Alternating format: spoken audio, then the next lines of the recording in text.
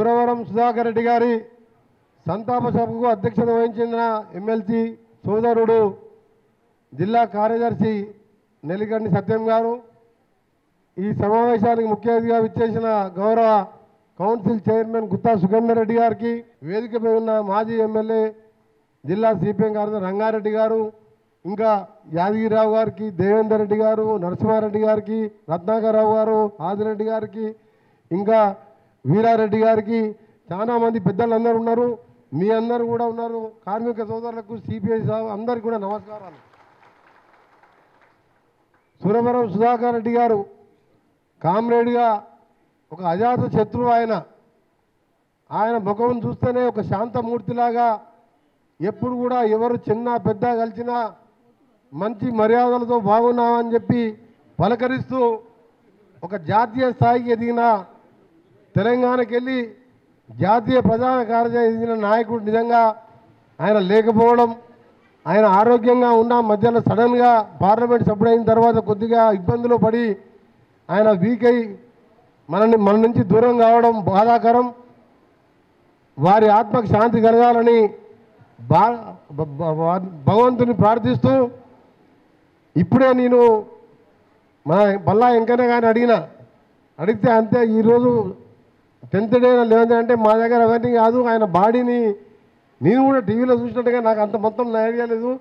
ఆయన బాడీని మన గాంధీ ఆసుపత్రికి ఇవ్వడం జరిగిందని చెప్పడం నిజంగా కూడా అదొక గొప్ప విషయం. ఈరోజు అలాంటి నాయకుడు చిన్నతనం నుంచి వాళ్ళ సురవరం ప్రతాప్ రెడ్డి గారు కాంగ్రెస్ పార్టీలో ఉన్నా, ఈయన కర్నూలులో చదువుకున్నప్పుడు అక్కడ ఏఎస్ఎఫ్ఐ సిపిఐ కమ్యూనిస్టు ఉద్యమం ప్రభావం బాగా ఉన్న సమయంలో ఏఎస్ఎఫ్లో జాయిన్ అయ్యి చిన్నగా మన నల్గొండకి వెళ్ళి కూడా పార్లమెంట్ సభ్యునిగా రావడం, మహబూబ్నగర్లో మన పక్క జిల్లాలో పుట్టిన ఇక్కడ మన జిల్లా నుంచి ఎంపీగా ఉండడం, దాని తర్వాత జాతీయ ప్రధాన కార్యదర్శిగా కావడం నిజంగా ఎంతో గర్వకారణంగా భావించు ఒక మహానాయకుని కోల్పోవడం కార్మిక లోకానికి, కర్షక లోకానికి నిజంగా తీరని లోటు. వారు ఎక్కడ కలిసినా, నేను ఎమ్మెల్యేగా ఉన్నప్పుడు వారు ఎంపీ మిత్రపక్షం ఎమ్మెల్యే, నేను ఆయనకు ఎక్కడ కలిసినా కానీ ఎప్పుడు ఫోన్ చేసినా వెంటనే మాట్లాడుతూ ఏం పనున్నా నువ్వు ఢిల్లీకి రా అని చెప్పేవాడు. ఇక్కడికి వచ్చినా ఒక చిన్నవారైనా సరే మర్యాదగా మాట్లాడుతూ ఎప్పుడు ఏ పని ఉన్నా కానీ నువ్వు నాకు చెప్పు అని చెప్పి ఎప్పటికప్పుడు సలహాలు ఇస్తూ ముందుకు పోయేవాడు. అలాంటి నాయకుడు లేకపోవడం నిజంగా చాలా తీరని లోటు. కమ్యూనిస్టులకే కాదు, పేదవాళ్ళకు తీరని లోటు. కమ్యూనిస్టు పార్టీలు అంటేనే వాళ్ళు సీట్లు అధికారం కోసం ఎప్పుడు కోరుకోరు. ఇప్పుడే మన కౌన్సిల్ చైర్మన్ గారితో మాట్లాడుతున్నప్పుడు సోమనాథ్ చటర్జీ గారికి, జ్యోతి బస్ గారు, సిపిఎం సిపిఐ పార్టీలు రెండు ఒకటే ఎర్ర జెండాలు, కార్మిక హక్కుల కోసం కొట్లాడే పార్టీలు. ప్రధానమంత్రి పదవి అవకాశం వస్తే కూడా తీసుకోలే వాళ్ళు. ఇక్కడ ఎమ్మెల్యే ఎంపీలు ముఖ్యం కాదు వాళ్ళకు. ఎంతసేపు పేదవాడు కూడు గుడ్డ, ఇల్లు, వ్యవసాయం, కార్మికులు ఏ విధంగా ఉండాలి, వాళ్ళ కోసం ఏం చేయాలి ప్రభుత్వాలని 10 మంది ఉన్నా 100 మంది ఉన్నా ప్రతి ఒక్క చేతిలో ఒక జెండా పట్టుకొని పోరాటం చేసే కమ్యూనిస్ట్ పార్టీలు అంటే కూడా నాకు కూడా గౌరవం. ఎందుకంటే మీరు కమ్యూనిస్ట్ ఏరియా నుంచే పోరాటం చేసి ఎమ్మెల్యేగా 5 సార్లు, ఎంపీగా 1 సారి, మొత్తం 6 సార్లు చట్టసభలకు ఎన్నికైన వ్యక్తిగా మీ పోరాటం చూసినాం, మీ ఆరాటం చూసినాం. మీరు పదవుల కోసం ఎప్పుడు చూడలే, కానీ ఈరోజు ప్రజల కోసం పోరాడుతున్న కమ్యూనిస్ట్ పార్టీని తప్పకుండా ఫ్యూచర్లో కూడా ఈరోజు మా ప్రభుత్వం తెలంగాణ ఇచ్చిన రాష్ట్రంగా ఎన్ని ఇబ్బందులున్నా ఆర్థికంగా పేదవానికి ఆత్మగౌరవం, ఎండొస్తే ఎండకు, వానొస్తే వానలు పండుకోకుండా 5 లక్షలు పెట్టి ఇందిరమ్మ ఇల్లు కానీ, 12 సంవత్సరాలుగా రేషన్ కార్డు లేక పేదవాడు ఉపవాసాలు ఉండే పరిస్థితి నుంచి తెల్ల రేషన్ కార్డుతో పాటు 7 లక్షల మందికి మొత్తం యావత్ రాష్ట్రంలో అందరికీ సన్నబియ్యం లాంటివి ఇచ్చి పేదవాడు కూడా అందరూ సమానంగా ఉండాలని చెప్పే కొన్ని కార్యక్రమాలు తీసుకున్నాం. ఇంకా ఎన్నో కార్యక్రమాలు చేయవలసినది. ఇప్పుడే నేను ఇంటిగ్రేటెడ్ రెసిడెన్షియల్ స్కూల్కి వేస్తున్నా. 200 కోట్లతో 25 ఎకరాలలో ఇవాళ అప్పుడే కాలమ్స్ కూడా లేస్తున్నాయి.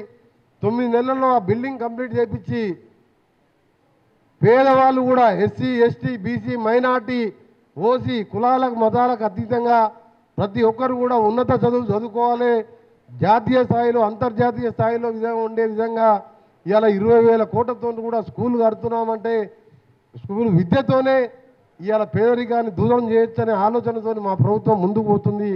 కాబట్టి కమ్యూనిస్టు సోదరులందరికీ మీ అందరికీ కూడా అందరం కలిసికట్టుగా పేదల వైపు ఉందామని మరొకసారి సురవరం సుధాకర్ రెడ్డి గారిని ఆదర్శంగా తీసుకొని రాజకీయ నాయకులు కొత్తగా రావాల్సిన వాళ్ళు ఉన్నవాళ్ళు ఎవరైనా సరే అలాంటి నాయకుని ఆదర్శంగా తీసుకోవాలి.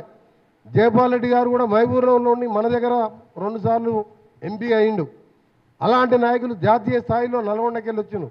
రావి నారాయణ రెడ్డి గారు, ఇంకా ఆరుట్ల కమలాదేవి కానీ, రామచంద్రారెడ్డి కానీ, భీమిరెడ్డి నరసింహారెడ్డి కానీ ఈరోజు భూదాన్ ఉద్యమం జరిగినా కొండా లక్ష్మణ్ బాబుజీ తెలంగాణ కోసం మంత్రి పదవి రాజీనామా చేసి 93 ఏళ్ల వయసులో ఢిల్లీలో చలిలో తెలంగాణ కావాలని చెప్పి నిరాహార దీక్ష చేసిండు ఆయన.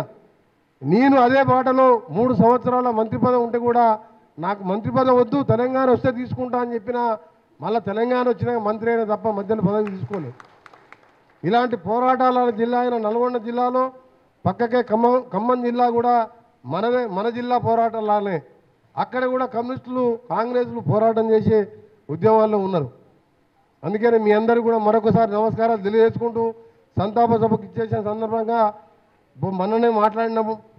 మన రాష్ట్ర కార్యదర్శి గారితో కూడా మాట్లాడి సురవరం సుధాకర్ రెడ్డి గారి పేరు మీద నల్గొండ జిల్లా కేంద్రంలో ఏదైనా మంచి కార్యక్రమానికి ఆయన పేరు పెట్టే విధంగా ఆయన విగ్రహ ప్రతిపాదనలు వచ్చినప్పుడు తప్పకుండా విగ్రహాన్ని కూడా సాయం చేస్తానని చెప్పి వెంకరెడ్డి గారికి సత్యం గారికి చెప్పడం జరిగింది. వారు విగ్రహం పెట్టుకున్నప్పుడల్లా ఈ మహనీయుల విగ్రహాలు ఎందుకు పెట్టుకుంటాం, రావి నారాయణ రెడ్డి గారిది కూడా త్వరలో మనం భువనగిరిలో పెద్ద ఎత్తున ఏర్పాటు చేస్తున్నాం. ఆ 17 దారు ఎందుకు పెట్టుకుంటున్నాం, మహనీయులది ఆ అడుగు జాడల్లో నడిస్తే మనం కూడా పేదల కోసం పోరాటం చేస్తాం, మనకు స్ఫూర్తి ఉంటుంది. నాయకులకు కానీ ప్రజలలో కానీ అలాంటి వారిని గౌరవించుకోవడం మన సాంప్రదాయం. కాబట్టి మరొకసారి సురవరం సుధాకర్ రెడ్డి గారికి నివాళులు అర్పిస్తూ సెలవు తీసుకుంటున్నా. అందరికీ నమస్కారం.